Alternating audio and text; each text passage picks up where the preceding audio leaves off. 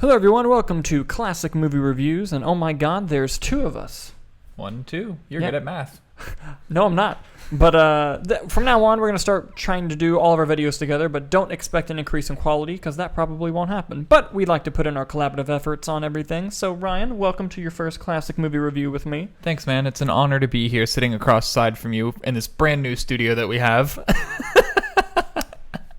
Same studio. But anyway, today we're talking about Kevin Smith's movie Clerks. And some of you might be thinking, I feel like that movie just came out. Why is it a classic movie? Well, the way that we define classic movies here is it has to be in high critical standing, have somewhat of a following, and be at least 25 years old. And Clerks is 26 years old. So it just made... By that much. Just made the cut. So we're going to be talking about Clerks today, which we recently rewatched in preparation for this. So Ryan, before we kind of dive deep into the movie, go ahead and give me your overall thoughts on the film.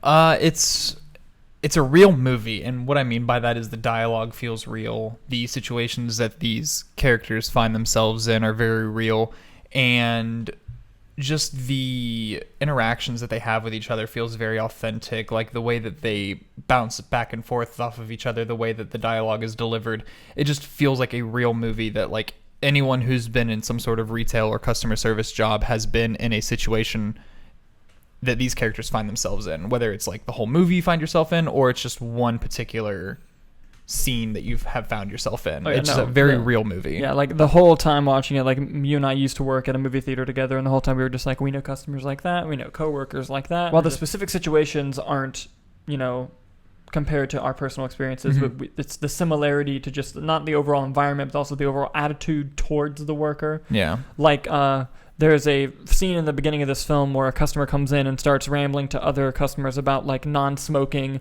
and it's a great joke. It just turns out he's just a representative for a gum company selling more gum.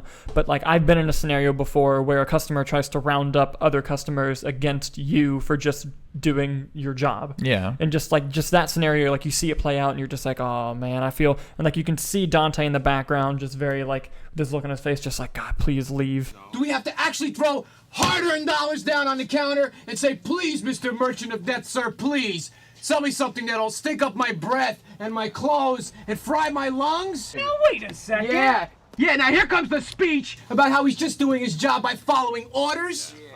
Friends, let me tell you about another group of hate mongers that were just following orders. They were called Nazis. Another thing I really like about it is just it's 100% indie film vibe. And part of that is just because it's an extremely low-budgeted movie. It was just made for, I believe, $20-something thousand. I'm pretty sure that's right. I could be wrong, but I think it's like 20-something thousand. And, had to buy black and white film in the 90s just because it was cheaper. Although I think it fits the aesthetic of the film quite well also. Absolutely. And I also... I love the script of this movie. I love that while these characters are in non-educated job roles, they're very intelligent people. Like the way that they speak is just very like high-end dialogue and vocabulary, and it just kind of goes to show that in the real world, a lot of smart people end up in jobs like that because either they didn't have enough money for college, and that's sort of a conversation in this movie a little bit too. But in a lot of movies when you see the clerk or somebody working, it's sort of someone that's seen, or even just walking in the real world, it's someone seen as like a not a smart person or just like a lower class individual. But this movie really paints a light in the overall intelligence that they have, and you see that through the dialogue and just the conversations they have with each other throughout the movie. Another major positive I enjoy is just the overall chemistry and camaraderie between Dante and Randall, Brian O'Halloran and Jeff Anderson, the actors. They just naturally flowed well on screen together, and their back and forth, you were completely in it and just, bouncing back. And, Randall's hilarious, but not only that, a lot of what they're saying are conversations that you kind of wish you could have when you were at work, or maybe even had yourself. But yeah, go ahead and talk more about their chemistry on screen. Yeah, when I was watching it, I noticed that their chemistry stood out further than the rest of the cast. And whenever like Dante or Randall would talk to other characters in the movie, it felt natural, like the conversations that they were having. But it didn't feel like the riffs and the going back and forth, the banter wasn't as natural as these two characters, whether they've worked together before or they're actually friends or whatever the case may be. Their relationship definitely is the strong point of this film, and it kind of has to be because they are the two main characters. Yeah, it you're relies literally just spending an entire day with them. Yeah, exactly. Just seeing how their work day is. But one question I did want to pose to you, and it could be the same answer that you just gave, why you like this film.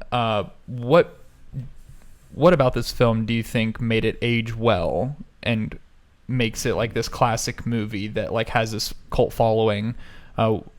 It could, like I said, it could be the same answer that you gave us, or it could be something different. I just didn't know what your opinion was on how and why this movie aged so well.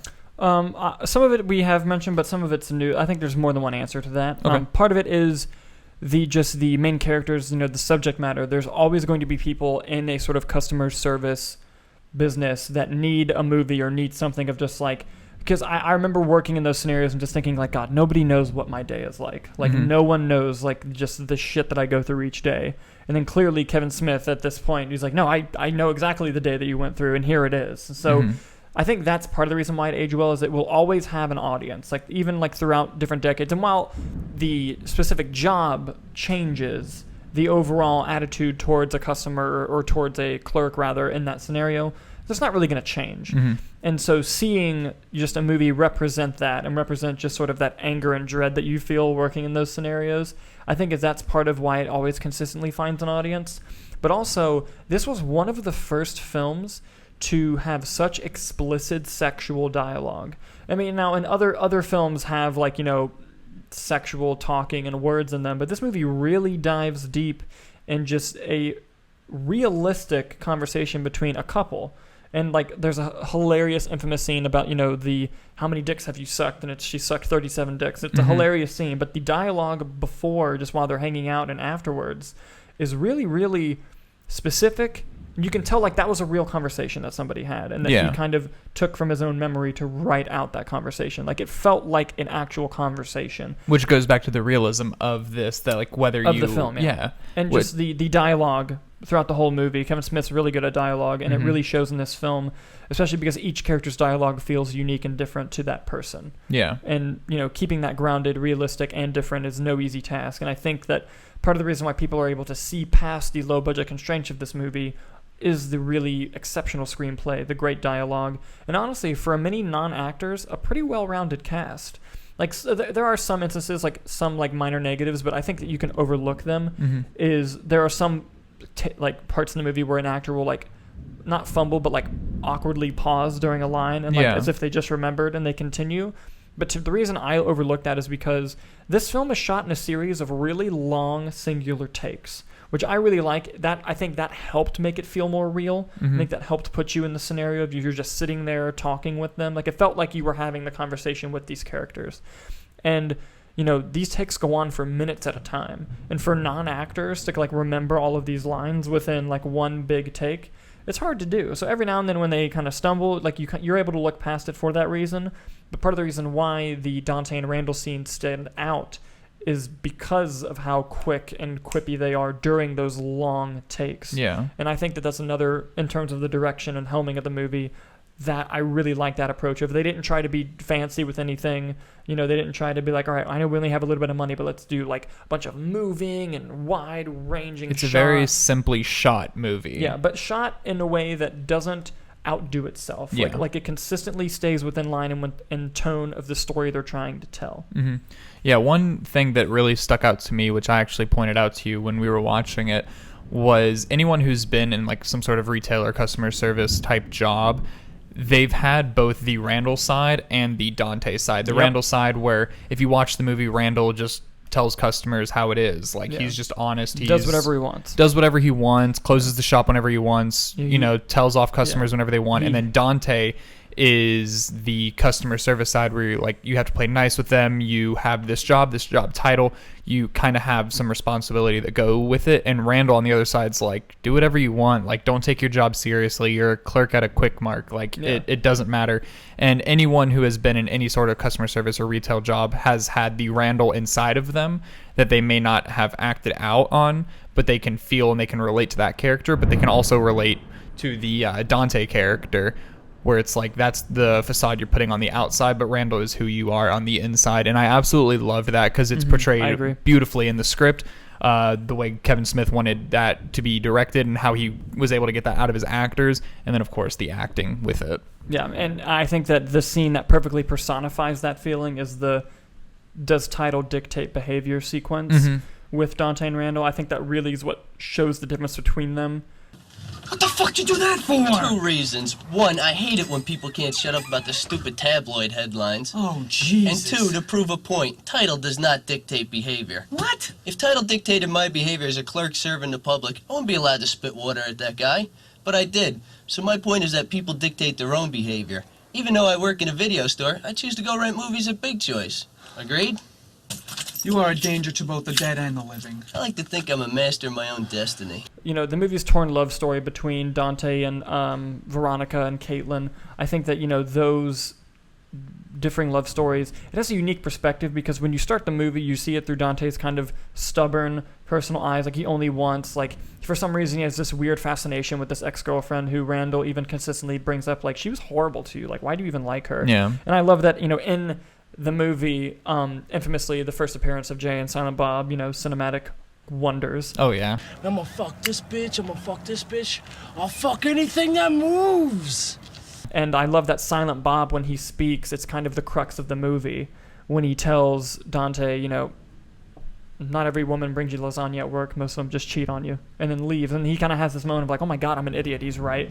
So I like that, you know, moral crux of the story came from a character that you wouldn't have thought that would have came from. And it again goes back to the idea of just intelligent people and just non-intelligent situations. Yeah. And also, the humor in this movie works outstandingly. I think that the movie is very funny.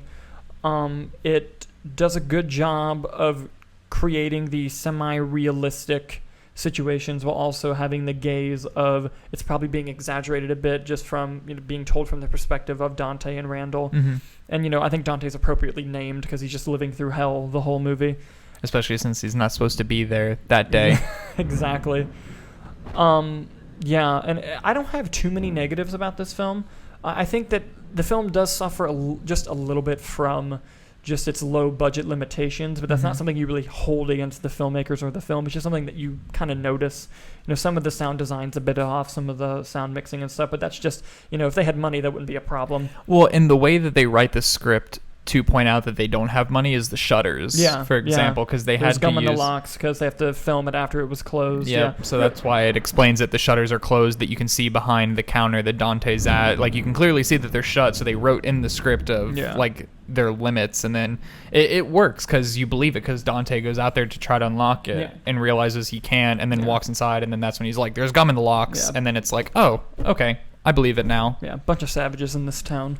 Just a great way to put that plot point forward. I think another slight problem with the film is it's paced. It loses momentum about 2/3 in because this movie's only 80 minutes long, but it feels longer than that. But when it does lose momentum for a little bit, it does pick back up towards the end when they do a certain joke with a certain dead character. I think from that point to the end, it picks back up and it finishes out nicely. But it does kind of stumble a little bit about 2/3 of the way through. Do you think that's just an experienced filmmaker just trying to fill some runtime? Do you think it comes down to the script, or what do you think it boils down to? No, I think it's an example of everything worked really well on paper, and then when they did it, you know, some of the scenes weren't as exciting or weren't as, you know, in-depth, thought-provoking as they thought they were. But you don't have to have something exciting on screen as long as you're, you know, intrigued by the filmmaking and the thought-provokingness of it. And, you know, while I do admire the long still takes, you know, after you see so many of them, it can get a little bit tiresome on the audience. But like I said, with the low budget limitations of this movie, like, what else were you going to do? Yeah, I will say one thing that I noticed, speaking on the long takes with characters talking, the only time I really noticed that it cut a lot was when Randall and Dante were on the floor at the end and they were talking. Yeah. The camera cut a lot then, but it was really just to get Dante's reaction while Randall was talking. And that was like the only time I really noticed that when characters are talking, that it cuts between different shots, whereas like throughout the whole movie, it's primarily just setting up a camera here and then letting the characters talk while it's just watching them. And like you said, that brings you as an audience member into their conversation, and it makes it feel more real and authentic. I agree, and I think this movie, to sort of wrap up, I think that this movie does a great job of flowing comedy and character drama very well, because there are some scenes that get really real and the dialogue gets very serious between characters, especially there's one scene with Dante and Caitlin Bree, like their first scene. It's a really long take, and the way that they talk and interact, it felt very natural, very real, but also less humor and just more of a realistic conversation between two people. And, you know, that realism, we mentioned it before, but it really drives the viewing experience throughout the movie. And I think that that's one of the reasons why this became a classic. This actually just got registered in the National Film Registry last year, I believe, which is a big deal. And I think that it's probably for one of those reasons of it not only being really funny, it's a hilarious movie, but I also think that it's timeless with its audience. It's timeless with its audience, and it's able to reel you in and make you feel like you're living in that world for those 80 minutes. I mean, and there's some jokes that don't age well. You know, there's some dialogue that, you know, is very like, oh, this was the mid-90s, and, you know, but that happens with movies. But overall, I think that the characters in the story are timeless. And, you know, it's always great to see the first appearance of Jay and Silent Bob, and also just to see the great chemistry between Dante and Randall. I think it works really well. So, yeah. So, as you guys know, if you watch the channel, I give grades to movies. I'm going to give Clerks an A-. Yeah, I would definitely say Clerks is a 4-star for me. So it's up there. I don't think it's a perfect movie. I think it does have some flaws, but it does boil down to the budget limitations that they do have, but you can't really fault them for that. Yeah, of course not. Of course not, yeah. But that's going to wrap us up for classic movie reviews this week. Next week, we'll come at you with another classic. Stay tuned for some more updates to the channel. Ryan and I are going to start doing a lot more videos together rather than separate. And stay safe out there, and we'll see you next time. Bye-bye.